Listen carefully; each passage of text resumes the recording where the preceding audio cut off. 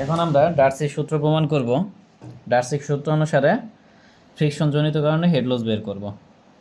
Head লসের বিষয়টা কি, এখানে ধরো পাইপ আছে, তো পাইপের একটা সারফেস আছে বা পৃষ্ঠ আছে, আর পাইপের মধ্যে দিয়ে যখন পানি প্রবাহিত হবে পানিরও একটা সারফেস বা পৃষ্ঠ আছে। একটা পৃষ্ঠের সাথে যখন একটা পৃষ্ঠ ধাক্কা খাবে তখনই কি তৈরি হবে, ঘর্ষণ বল তৈরি হবে বা ফ্রিকশন তৈরি হবে। তো ফ্রিকশন তৈরি হওয়ার ফলে কী হবে, পানির যে প্রবাহ এটা বাধাগ্রস্ত হবে। তো বাধাগ্রস্ত হওয়া মানে কি, পানির উচ্চতা কমে যাওয়া। তো পানির উচ্চতা কমে যাওয়াটাকেই হেড লস বলা হয়, ঠিক আছে, বা পানির হেড লস বলা হয়। এখন দেখো, প্রথমে আমরা লিখব যে মনে করি চিত্রে একটি পাইপের মধ্য দিয়ে সমহারে পানি প্রবাহিত হচ্ছে, মানে একটা নির্দিষ্ট গতিতে বা নির্দিষ্ট পরিমাণে, কম বেশি হবে না, সমহারে। তারপরে পাইপের সেকশন 1 এবং 2 বিবেচনা করি। তাহলে সেকশন 1 এবং 2 বিবেচনা করলাম। এখন P1 হলো সেকশন 1 চাপের তীব্রতা, এখানে ধরে নিলাম চাপের তীব্রতা P1, আর এটা চাপের তীব্রতা ধরে নিলাম P2। চাপের তীব্রতা বলতে বোঝাচ্ছে প্রতি একক ক্ষেত্রফলে কী পরিমাণ বল প্রযুক্ত হচ্ছে, ঠিক আছে, এটা হলো চাপের তীব্রতা। তারপর L হলো পাইপের দৈর্ঘ্য, D হলো পাইপের ব্যাস, V হলো পানির বেগ, আর F' হলো ভিজাতলের একক ক্ষেত্রফলে একক বেগে ফ্রিকশনজনিত বাধা, আর HF হলো কি, ফ্রিকশনের জন্য হেড লস। তাহলে আশা করি বুঝতে পারছো। এখন দেখো, ফ্রিকশনজনিত বাধা না থাকলে P1 = P2 হতো। আমরা ধরে নিলাম যে এখানে কোনো ফ্রিকশন নাই বা ঘর্ষণ নাই। ঘর্ষণ যদি না থাকে এখানে চাপ আর এখানে চাপ কি সমান হবে, হবে কি না? হবে। বাট এখন সেকশন 1 এবং সেকশন 2 এর মধ্যে পানির উপর আনুমানিক বলগুলো বিবেচনা করে সমীকরণের মাধ্যমে পাই। অ্যাকচুয়ালি এখানে যখন পানিটা প্রবাহিত হবে পাইপটা এইভাবে আছে, তো এইভাবে আছে মানে আমরা হরিজেন্টালি হিসাব করব, ভার্টিক্যালি না, ঠিক আছে। বা পানি তো কখনো নিচে নামতে পারবে না, তো এখানে ভার্টিক্যাল বলটা কোনো কাজেই লাগবে না।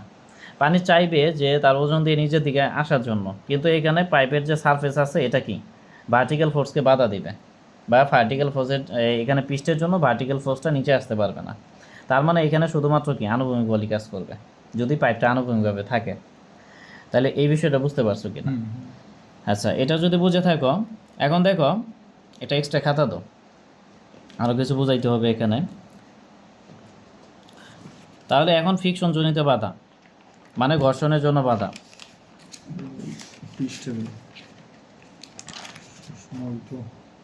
ফ্রিকশনজনিত বাধা বের করার আগে এখানে কি পরিমাণ ফোর্স কাজ করতেছে আর এখানে কি পরিমাণ করতেছে এটা আমরা বের করব। আমরা জানি চাপ P = বা চাপের তীব্রতা P = বল বাই ক্ষেত্রফল, ঠিক আছে। এখন যেহেতু এই পাইপের প্রতি ক্ষেত্রে ব্যাসার্ধ সমান, তাহলে ক্ষেত্রফলে কোনো পরিবর্তন হবে না। তাহলে 1 নম্বর সেকশনের জন্য যদি চাপের তীব্রতা বের করি, তাহলে 1 নম্বর সেকশনের বল বাই কি ক্ষেত্রফল।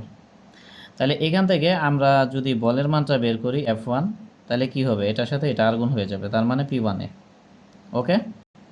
তাহলে 1 নম্বর সেকশনে কত ফোর্স কাজ করতেছে, P1 পরিমাণ কাজ করতেছে। এখন 2 নম্বর সেকশনের ক্ষেত্রে আমরা একইভাবে বলতে পারি F2 = কি P2A, ঠিক না?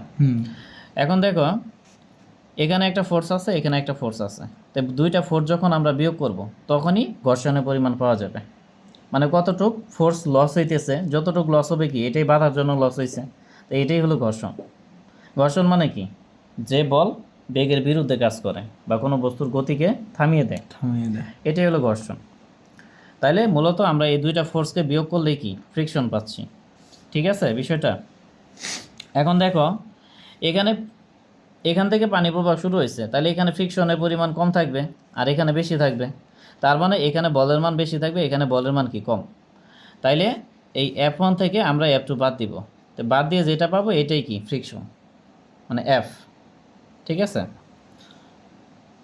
বা যাই বলি ঘর্ষণ বল, ঠিক আছে, ঘর্ষণ বল। এখন FA মানে কি P1A মাইনাস হলে F2 মানে কি P2A ইকুয়াল টু কি ফ্রিকশন বা ফ্রিকশন বল, ঠিক আছে। তো এই জন্য আমরা লিখছি যে ফ্রিকশনজনিত বাধা বা ফ্রিকশন বলের জন্য বাধা = P1A - P2A। এখানে কিন্তু অনেক বিষয় আছে, বাট বইয়ে বিষয়টা শর্টকাটে লেখা হয়েছে, তোমাকে শর্টকাটে লিখতে হবে, এটা জানার জন্য আমি বুঝাইলাম। এখন দেখো ফ্রিকশনজনিত বাধা রাখলাম, এখন এটা থেকে আমরা হেড লসের পরিমাণ বের করব। তো হেড লস বা হেডের পরিমাণ যদি বের করি, আমরা জানি যে P = ωh, এটাও একটা সূত্র। এখান থেকে যদি H এর মান বের করো তাইলে কি এটারে এদিকে পাস করে ভাগ করে দিতে হবে। তার মানে পিকে যদি ওমেগা দ্বারা ভাগ করো বা রোকে যদি ওমেগা দ্বারা ভাগ করো তাহলে কি পাবা? হেড লস পাবা বা হেডের পরিমাণটা পাবা। তাহলে এখান থেকে আমরা যদি হেডের পরিমাণ বের করতে চাই উভয় দিকে কি ওমেগা দ্বারা ভাগ করতে হবে, ঠিক আছে? আর আমাদের কিন্তু হেড লসের পরিমাণটাই বের করতে হবে। এই জন্য আমরা কি করব, যে উভয় দিকে ওমেগা দ্বারা ভাগ করব। তাহলে এদিকেও করলাম, এদিকেও করলাম, এদিকেও করলাম। এখন এখানে যা আছে তাই নিলাম, তারপরে এখানে এ আমরা কমন নিলাম। তাহলে কমন নিলে এখানে P1 থাকে আর মাইনাস P2 থাকে, আর ওমেগা ওমেগা আমরা লসাগু করে একবার নিয়ে নিলাম। হ্যাঁ, ক্যালকুলেশনের বিষয়। তাহলে এখন এ আছে উপরে, এটার এদিক পাস করলে কি নিচে চলে যাবে, আর এখানে যা আছে তাই নিলাম। এখন P1 omega, P by omega equal কি H, তাহলে P1 বাই ওমেগা মানে কি H1, মাইনাস হলো P2 বাই ওমেগা মানে কি H2, ঠিক আছে? ইকুয়াল টু আমরা এই সেপ ধরে নিতে পারি। মানে P বাই ওমেগা মানেই তো H, তাহলে P1 বাই ওমেগা মানে কি H1, R P2 by omega মানে কি H2। তো H1 আর H2 দুইটা বিয়োগ করে আমরা ধরে নিলাম যে এই সেপ পাওয়া যাবে, ঠিক আছে? আর এখানে যে উচ্চতা আছে আর এখানে যে উচ্চতা আছে এই দুইটা যদি বিয়োগ করো, নিচে দেখো, এখানে দেখো, এখানে যে উচ্চতা আছে এবং এখানে যে উচ্চতা আছে মানে প্রবাহের উচ্চতা, এই দুইটা যদি বিয়োগ করো তাহলে কতটুকু কমে গেছে, যতটুকু কমে গেছে এটাই হেড লস। তাইলে এখানে দেখো H1 মাইনাস H2 ইকুয়াল কি আমরা এসএফ নিতে পারি না? পারি। তো H1 মানেই তো P1 by omega, R H2 মানেই তো P2 বাই ওমেগা, তাহলে P1 by omega minus P2 by omega is equal to SF নিতে পারি। এই জন্য আমরা লিখছি যে এখানে P1 by omega minus P2 by omega is equal to SF ধরে।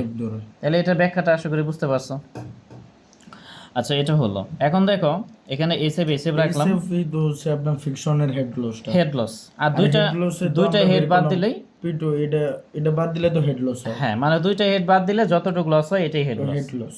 হ্যাঁ, বাট এটা তো সরাসরি এইভাবে দেওয়া আছে, আমি ব্যাখ্যা করে বুঝাই দিলাম যে কিভাবে হয় হেড লসটা।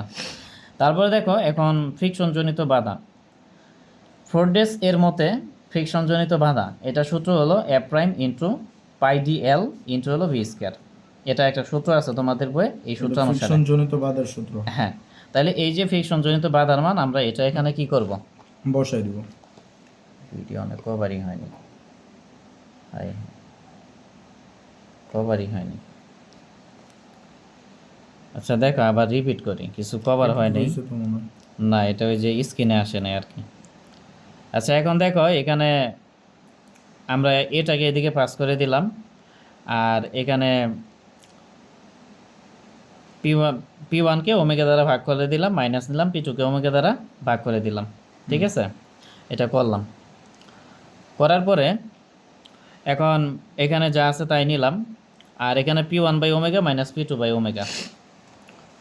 আচ্ছা, P1 বাই ওমেগা মাইনাস হলো P2 বাই ওমেগা, তাহলে আমরা জানি P বাই ওমেগা ইকুয়াল কি H, তাহলে P1 বাই ওমেগা ইকুয়াল কি H1 minus P2 by omega is equal to কি H2। তাইলে এখানের H1 আর এখানের H2 দুইটার উচ্চতা যদি বিয়োগ করো তাহলে যতটুক বিয়োগফল হবে এটাই কি হেড লস বা উচ্চতা কমে গেছে, তো এটাকে আমরা HF ধরে নিব। তাইলে এই P1 by omega minus P2 by ওমেগার পরিবর্তে কি HF ধরে নিতে পারি। তাইলে আমরা এখানে P1 by omega minus P2 by omega এটার পরিবর্তে HF ধরে নিলাম, এই জন্য HF লিখলাম। তারপরে এখানে যা আছে তাই লিখলাম। এটা মনে হয় একটা লাইন অতিরিক্ত লেখা হয়েছে না? হ্যাঁ, এটা অতিরিক্ত লেখা হয়েছে, তাহলে এই লাইনটা স্কিপ করতে পারো। এখন এরপরে দেখো ফেড্রেস এর সূত্র অনুসারে ফ্রিকশনজনিত বাধা equal to F prime pi DL into হলো বি স্কয়ার। তাহলে এই ফ্রিকশনজনিত বাধার যে মান আছে এটা আমরা এখানে বসাই দিলাম, আর নিচে ওমেগা এটা নিলাম, আর এখানে HM নিলাম। তাহলে এই বিষয়টা বুঝছো কিনা? এখন এটাকে 1 নম্বর দিলাম, মানে এই এতটুকু কাজে লাগিয়ে আমরা একসাথে দুইটা প্রমাণ করতে পারি, একটা হলো ডার্সির সূত্র আর একটা কি চেজির সূত্র, আর এই দুইটা মিলে পরীক্ষা একটা অঙ্ক থাকে। তাহলে বুঝাইতে পারছি। এখন যদি আমরা ডার্সির সূত্র প্রমাণ করি তাইলে এখানে যে F প্রাইম আছে এই F প্রাইমের একটা মান আছে, এটা বসাই দিব। তাহলে এটা ডার্সির সূত্র হবে। আর এই যে আছে এটার মান হলো পাই বাই 4 ডি স্কয়ার, মানে ক্ষেত্রফলের মান, এটা বসাই দিব ডার্সির সূত্রের ক্ষেত্রে। তাহলে F প্রাইমের মান হলো F ওমেগা বাই 2g, তাহলে এটা আমরা বসাই দিলাম, ঠিক আছে? আর এখানে যা আছে তাই রাখলাম। তারপরে এখানে এ ছিল, হ্যাঁ, এর জন্য পাই বাই 4 ডি স্কয়ার দিলাম, আর ওমেগার জায়গায় ওমেগা থাকলো, এসএফের জায়গায় এসএফ থাকলো। থাকার পরে এখানে ওমেগা ওমেগা কাটা দিলাম, তারপরে এখানে পাই কাটা দিলাম, তাহলে কাটা দেওয়ার পরে এখানে 4 আছে নিচে, এটারে পাস করলে কি উপরে চলে যাবে। আর এফ এর জায়গায় এফ নিলাম, এল এর জায়গায় এল নিলাম, আর বি স্কোয়ারের জায়গায় বি স্কোয়ার নিলাম। আর 2g কি এটাও এখান থেকে নিচে নামাই দিব, তাহলে নিচে চলে যাবে। আর এখানে ডি আছে একটা, আর এখানে দুইটা, কাটাকাটি করলে কি একটা ডি থাকে। আর এখানে যা আছে তাই নিলাম। তাহলে সাজাই লিখলে কি এটা এইদিকে লিখলাম, এটা এইদিকে লিখলাম, প্রমাণিত। হ্যাঁ, তোমরা চাইলে এই লাইনটা স্কিপ করতে পারো, স্কিপ করে ডাইরেক্ট নিচের লাইনটা লিখে দিতে পারো। কি বুঝতে পারছো? জি ভাই। হ্যাঁ, তাহলে প্রমাণ কিন্তু বেশি একটা কঠিন না, জাস্ট কিছু ধাপ মেনশন করতে হবে। তাহলে এটা কি, এটা ডার্সির সূত্র। তাহলে লিখে দিবা যে ইহাই ডার্সির সূত্র এখানে, বা ইহাই ডার্সির সূত্রের সমীকরণ, বা ইহাই ঘর্ষণজনিত হেড লস, এভাবে লিখে দিবা বা প্রমাণিত লিখবা। এরপর আমরা চেজির সূত্র প্রমাণ করব। তাহলে চেজির সূত্র যদি প্রমাণ করি, এই যে এখানে যে 1 নাম্বারটা আছে, এই 1 নাম্বারটা আমরা যেভাবে আছে এইভাবেই লিখব। বাট এখানে একটা কাজ করব, আমরা জানি যে পাই ডি ইকুয়াল কি, পাই ডি ইকুয়াল পি, মানে পরিসীমা P is equal two pi D, এটা হলো সূত্র। এখন এটা লিখব। আচ্ছা, এখানে আরেকটা বিষয়, ওখানের পি আর এখানের পি কিন্তু এক করা যাবে না। তো এই ক্ষেত্রে তোমরা যে কাজ করবা, এই পিগুলোকে একটু এইভাবে লিখবা, রোয়ের মতো করে লিখবা। কি মনে থাকবে? মানে এগুলাকে রোয়ের মতো লিখবা, এইভাবে এইভাবে লিখবা, আর ওগুলাকে পি হিসেবে লিখবা।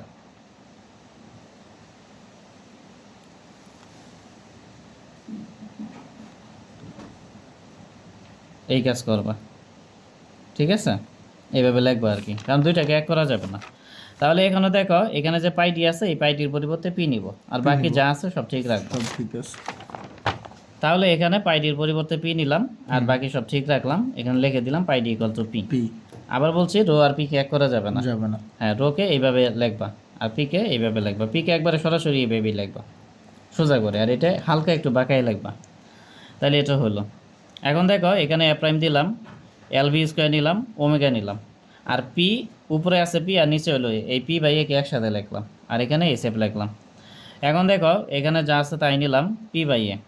আমরা জানি যে হাইড্রোলিক গড় গভীরতা এম ইজ ইকুয়াল টু ভেজা ক্ষেত্রফল বাই হলো ভেজা পরিসীমা। তাহলে ক্ষেত্রফলে আর পরিসীমা কি পি।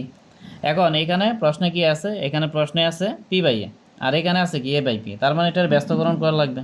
তো এম এর নিচে একটা 1 চিন্তা করো, তাইলে ব্যস্তকরণ যদি করো 1 উপরে যাবে, এম নিচে যাবে, আর পিটা উপরে চলে যাবে, এম কি নিচে যাবে। তার মানে পি বাই এর মান কি 1 বাই এম। এই জন্য পি বাই এর পরিবর্তে 1 বাই এম নিলাম, আর এখানে এসএফ নিলাম। নেওয়ার পরে এখন চেজির সূত্রানুসারে, চেজির সূত্র হলো এটা, যে বি ইজ ইকুয়াল টু এটা প্রমাণ করতে হয়। তার মানে আমাদের বির মান বের করতে হবে। তাহলে বির মান বের করতে হবে, বি রাখলাম। রাখার পরে স্কোয়ারকে এদিক পাস করলে রুট হয়ে যাবে, এসএফের জায়গায় এসএফ নিলাম, আর এই দুইটা আছে নিচে, চলে যাবে কি উপরে। আর এই যে এই দুইটা আছে উপরে, এই দুইটা কি নিচে চলে যাবে। তারপরে রুট দিলাম।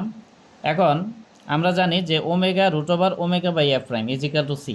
এই জন্য আমরা ওমেগা এবং এফ প্রাইমকে এক জায়গায় লিখছি, আর এম নিছি। আবার আমরা জানি হাইড্রোলিক গড় গভীরতা I is equal to H by L বা এস এফ বাই এল। এই জন্য এখানে এস এফ বাই এলকে আলাদা করে দেখছি। লেখার পরে এখানে দেখো রুটের ভিতরে আছে এম আই, মানে যে এতটুকু, এই জন্য রুটটাকে কি ভাগ করে দিব। তাহলে এটার সাথে একবার রুট নিলাম, আবার এই দুইটার সাথে কি রুট নিলাম। এখন এই পুরাটার মান কি, এই পুরাটার মান হলো সি নিলাম, রুট নিলাম, এম এর জায়গায় এম নিলাম, আর এস এফ বাই এল এর মান কি আই, এই জন্য আই নিলাম। তাহলে ইহাই চেজির সমীকরণ। তাহলে এখানে কোনো প্রশ্ন আছে কিনা?